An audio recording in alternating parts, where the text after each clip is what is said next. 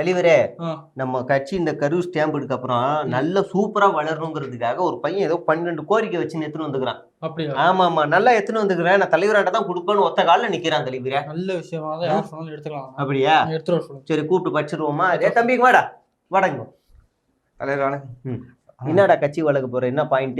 இது எழுதி வச்சிருக்கேன் எல்லாமே. படிக்கவா? படிச்சு கரெக்டா சொல்லுவீங்களா? நான் படிக்க என்ன நீங்க தலைவரே? படிங்க. சரிண்ணா.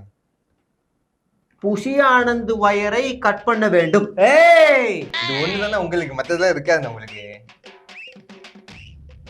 ஜான் ஆரோக்கியசாமியை துரத்தப்பட வேண்டும். ஆட தங்கமே இதுதான் தலைவரே நமக்கு அடுத்துமா. இவனை தூக்கி பொதுச்செயலாளர் உட்கார்றீங்க, என்னமா யோசிச்சுக்கிறான் பாருங்க.